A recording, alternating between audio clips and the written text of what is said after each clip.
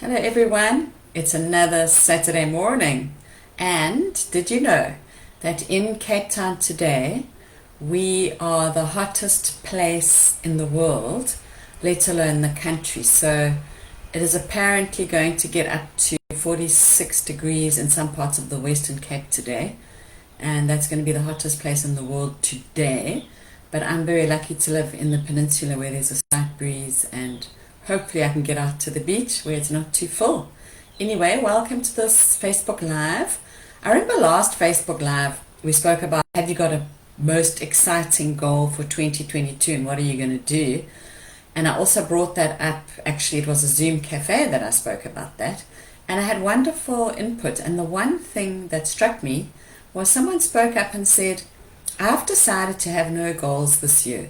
And I thought, that's a wonderful, wonderful decision.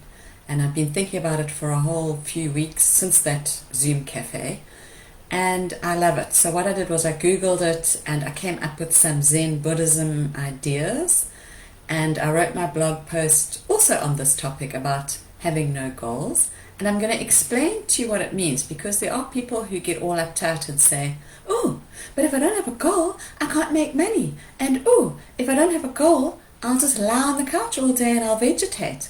That is a mindset. So let's start and we'll get to that point of explaining how it is very achievable to have no goal and still be successful in your life. Okay, so I started the story with a story. Once upon a time, there was a young girl who grew up in China. She lived in a simple, poor village, but she was not poor. She did not have money, but her life was wealthy because she had her parents who loved her, she had her siblings who loved her, she had a roof over her head, food in her tummy.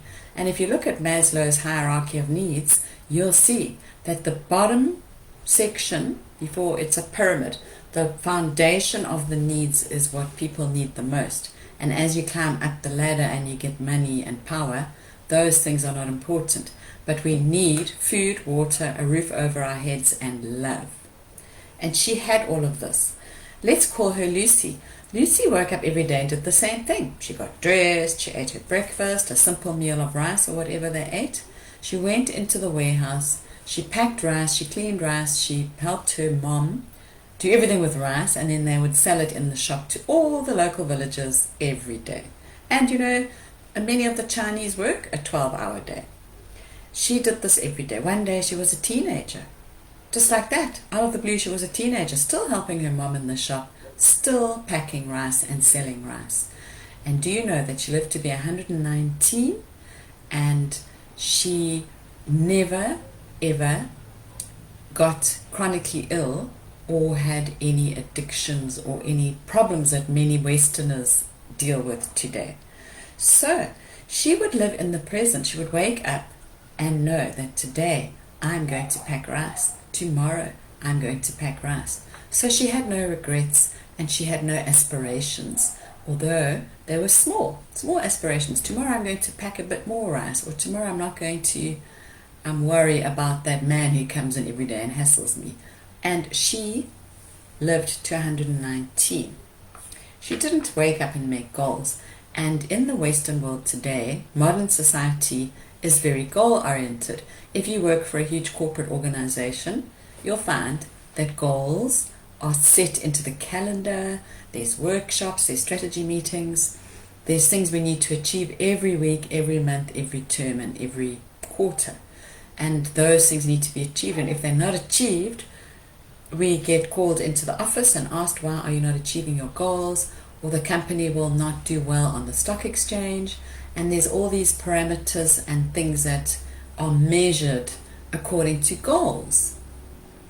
Even at school, when our children start at school, they need to achieve goals. If they're not going to get a 50% pass rate, what's going to happen to them? There are many children out there who do not need to have an academic world. They have different worlds, and we need to be aware of that. Okay, so I started thinking about addiction while I was thinking about goals, and thinking, how does goal orientation help addiction? Well, it does. So addiction is one of those things that starts off as something in your life that you're doing, and then when it gets to the uncontrollable point where you become dependent on something, alcohol, cigarettes, work, when you become dependent on something, you are addicted to it, and then there's often no turning back, or you will be forever in rehab and forever watching your next step that you don't relapse. So the root causes of addiction are trauma in childhood or later on in your life, abandonment and loneliness. So many children who were abandoned physically or abandoned emotionally have turned to alternative substances for their needs. So many drinkers have been abandoned emotionally, physically, or spiritually by parents or someone close to them. Then mental health. Often we have a clinical problem in our brain, a chemical thing that goes wrong, and we become dependent on a substance or something that we do. I mean, there's things like sex addiction, gambling addiction, work addiction, and those things drive a lot of people who then have to stop because they burn out or reach rock bottom. It's not only substances. And then genetics and environment. So if you have a alcoholic grandfather or auntie or something, it's very possible that you could be dependent on alcohol one day. In my family, it's my mother, and then going back into my father's line, he was Irish descent, and there were many Irish drinkers in that line, so I got the two of that. And the hereditary side is very strong. It can come through in your genes, and that's why it's up to us, if we recognize our dependence on something, to try and deal with it now so we don't pass it on to our poor children and their poor children and so on down the line. And then environment. I mean, if you look at the world today and you see how many people live, a lot of people live in tragic situations, and so their environment can cause them to turn to something to help them through life because they think it's helping them.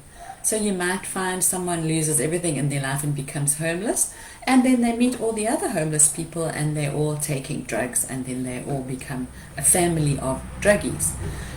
You get the gangsters who leave their homes because their fathers are not showing them attention, or their fathers are beating them, and they form gangs because that becomes their family, and they all become dependent on violence, drugs, stealing, or whatever it is that keeps the gang motivated.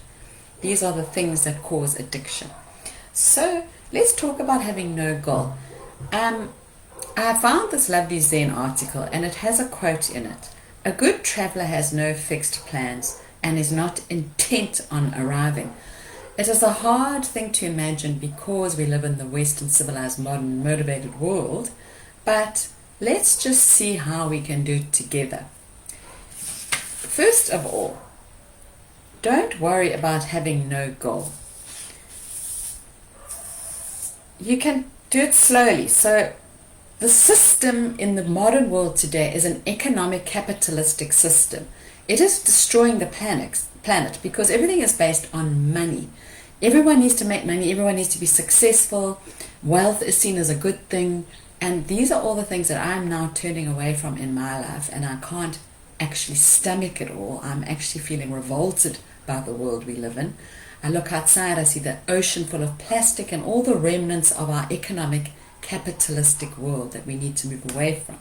So the system sets up goals. The goals often fail. So when you are working in your work and you fail to hand in something on Friday, you get in trouble, or you fail to become you fail to have 20 clients instead of 10 clients if you're a consultant. And all these goals can reach a failing point, and then you are looked upon as a failure yourself. That is not going to happen in this article. This article is about being positive. You can live without goals. You'll learn unexpected things, and you'll end up in surprising places. In my blog, I said, try this one day. Go to your front door and open it. Put your walking shoes on. Don't put on a step counter and a watch and a phone. Just put your hat on and walk out the door. Start walking. See where you end up. You might walk for 15 minutes and turn around and end up back at your door. You might walk for 3 hours without even realizing where you are and what you've done. And when you get home, you'll feel absolutely liberated because on your walk you met some wonderful people or you saw some birds. Try it one day without a plan. Who needs a plan every day? Okay. First of all, let's see how we can have no goal. Start small. You might decide, okay, today's Saturday the 22nd, I'm going to have no goal today. I'm just going to see where my body goes. I ended up in the garden this morning after my walk. So I walked at 5:30 because it was so hot. Then I ended up gardening without even thinking of it. And the next thing I knew, it was 10 o'clock and I had to go and wake up my teenager. So do things like that. Start small. If you are enjoying having no goal for the day, take it over to Sunday, have no goal. Okay, so you might decide you're going to church. Get up, go to church, sit there, enjoy it, come home and see where your day takes you without a plan. Let's see if it works for you. Start small. Grow. As you get better at this, start allowing yourself to be free for longer periods. Half a day, several days. You'll start feeling confident enough to give up on goals and do what you love. Not just work. Giving up on goals means all types of things. There are many people who have fitness goals, like I will be a triathlete. I will swim 20 legs today.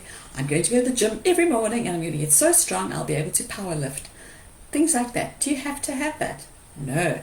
Do it because you love it. Go for a run. You might run for 20 minutes or 50 kilometers. See where you go. Go to the gym, fit into the class. Maybe after that you'll want to swim or do some weights. Let's see where it goes. Do it because you love it. Let go of plans. Wake up in the morning and go, I feel like seeing my mum today, or I don't feel like seeing anyone today, or let me phone my best friend and set up a meal and let's see if she can make it. Don't worry about mistakes. There are no mistakes on a goal-free journey. You can't be a failure, you can't be a success, you're just you. When you were born, you were naked and vulnerable. Your mother put clothes on you and started integrating you into her life, and look where you are now. So you can go back to being naked and goal-free and innocent. It's all good, it's beautiful. You will find that when you wake up in the morning without a goal, you might end up at the top of a mountain, raising your arms and watching the sunrise. Let's see where it takes you. I would love to hear more about where you end up. Okay, what does a life without goals look like? So you wake up in the morning and you do what you're passionate about. There's many questions from people who say, why do I have to, if I have no goal, that is setting a goal already, because I'm setting a goal to have no goal. Sure, but try new things. Don't have goals. Just do things differently. Wake up in the morning and reverse your schedule.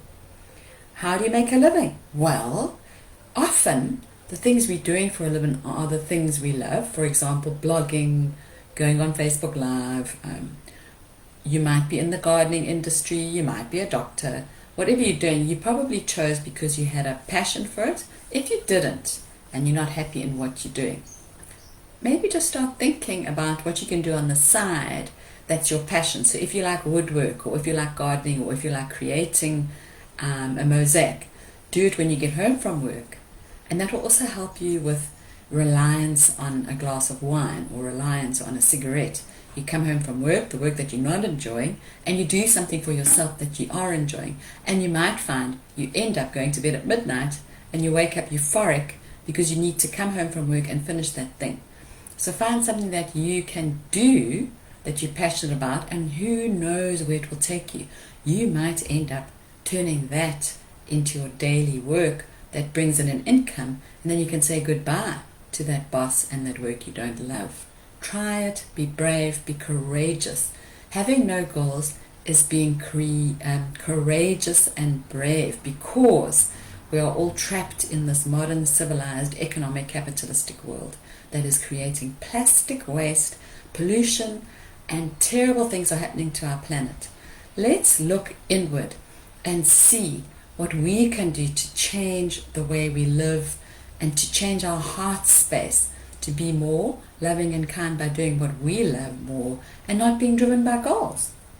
So, let's finish off with another quote which I found for my blog over here. I have to use all my pages.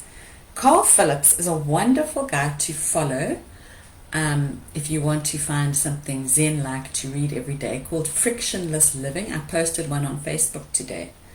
Here's one of his simple rituals blogs, because instead of having goals, we can have rituals, and rituals are enriching. They bring focus to our lives and they make us feel human. Think of all the rituals that all the tribes follow in their different worlds. The Aborigines, the Zulus, the people in the jungles in South America are still following rituals that we have forgotten in the modern civilized economic capitalistic world. Here it goes. Walking in nature, basking in the morning light, noticing the first signs of spring or autumn, making time to watch the sun setting, listening to the birds sing their songs, a long walk to get nowhere, just for the sheer enjoyment of the walk itself, sitting with white space. These simple rituals and ones like them are available to us in the everyday. There is power to be found in identifying our own versions, refuge to be found in linking them together and personalizing them, a source of joy, comfort, and positive routine. Simple, accessible, powerful, a winning combination. And there we go, back to our goal-free day. I hope you all have a very good day, goal-free. I know how hot it is here today. I'm going to go and tie my hair up and fiddle around in the garden till I sweat and try and get my son to the beach. But I'm not actually going to plan it. I'm going to see what follows. So please get back to me and let me know how your goal-free day went. And if you want to set goals and be like that, set yourself. That's your way. I'm not going to interfere. Have a lovely Saturday. Bye, everyone. Bye.